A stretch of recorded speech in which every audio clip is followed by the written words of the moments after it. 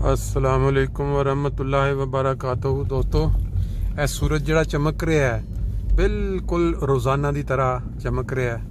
ਇਹ ਜਿਹੜੀਆਂ ਡਰਾਮਾ ਚੱਲ ਰਹੀਆਂ ਨੇ ਬਿਲਕੁਲ ਜਿਵੇਂ ਰੋਜ਼ਾਨਾ ਚੱਲਦੀਆਂ ਨੇ ਉਸ ਤਰ੍ਹਾਂ ਹੀ ਇਹ ਅੱਜ ਵੀ ਜਾ ਰਹੀਆਂ ਨੇ ਦੁਨੀਆ ਦੀ ਹਿਲਜੁਲ। ਲੇਕਿਨ ਸਾਡੇ ਵਾਸਤੇ ਜਿਹੜੇ ਮੁਸਲਮਾਨ ਜਰਮਨੀ 'ਚ ਵੱਸ ਰਹੇ ਨੇ ਅੱਜ ਇੱਕ ਖਾਸ ਦਿਨ ਹੈ ਕਿ ਮਾਰਚ ਦੇ ਬਾਅਦ ਅੱਜ ਦੁਬਾਰਾ ਮਸਜਿਦਾਂ ਨੂੰ ਆਬਾਦ ਕਰਨ ਦਾ ਮੌਕਾ ਮਿਲ ਰਿਹਾ। ਅੱਜ ਤੋਂ ਜਰਮਨੀ ਦੇ ਵਿੱਚ ਮਸਾਜਿਦ ਜਿਹੜੀਆਂ ਨੇ ਇਨਸ਼ਾਅੱਲਾ ਦੁਬਾਰਾ ਰੌਣਕ ਪਜ਼ੀਰ ਹੋ ਜਾਣਗੀਆਂ ਤੇ ਸਾਨੂੰ ਇਹ ਮੌਕਾ ਮਿਲ ਰਿਹਾ ਕਿ ਅਸੀਂ 2 ਮਹੀਨਿਆਂ ਤੋਂ ਵੀ ਜ਼ਿਆਦਾ ਅਰਸਾ ਦੇ ਬਾਅਦ ਦੁਬਾਰਾ ਜੁਮਾ ਪੜ੍ਹਨ ਦੀ ਤੌਫੀਕ ਪਾਵਾਂਗੇ, ਜਿਹਦੀ ਵਜ੍ਹਾ ਤੋਂ ਇਹ ਜਿਹੜੀ ਚਮਕ ਹੈ ਸੂਰਜ ਦੀ ਔਰ ਜਿਹੜੀਆਂ ਵੀ ਚੀਜ਼ਾਂ ਨਜ਼ਰ ਆ ਰਹੀਆਂ ਨੇ ਇਹ ਜ਼ਿਆਦਾ ਖੂਬਸੂਰਤ ਲੱਗ ਰਹੀਆਂ ਨੇ। ਅੱਜ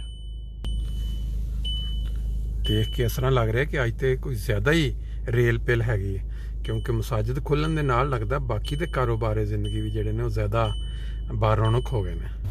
ਸਾਡਾ ਜਿਹੜਾ ਆਮ ਤੌਰ 'ਤੇ ਮਾਮੂਲ ਦਾ ਰਸਤਾ ਮਸਜਿਦ ਨੂੰ ਜਾਣ ਵਾਸਤੇ ਫਜਰ ਦੀ ਨਮਾਜ਼ ਵਾਸਤੇ ਅਸੀਂ ਇਸਤੇਮਾਲ ਕਰਦੇ ਸੀ, ਅੱਜ ਉੱਧਰ ਜਾਣ 'ਚ ਮਜ਼ਾ ਹੀ ਦੁਬਾਲਾ ਵੇ।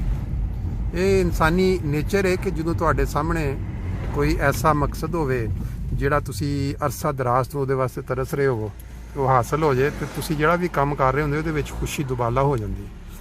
ਤੇ ਅੱਜ ਸਾਡੀਆਂ ਮਸਜਿਦਾਂ ਜਿਹੜੀਆਂ ਨੇ ਉਹਨਾਂ ਵਾਸਤੇ ਤੇ ਲੋਕ ਆਮ ਤੌਰ 'ਤੇ ਇਹ ਕਿ 3 ਜੁਮੇ ਨਾਲ ਲਗਾਤਾਰ ਪੜ੍ਹੋ ਤੇ ਦਿਲ ਕਾਲਾ ਹੋ ਜਾਂਦਾ।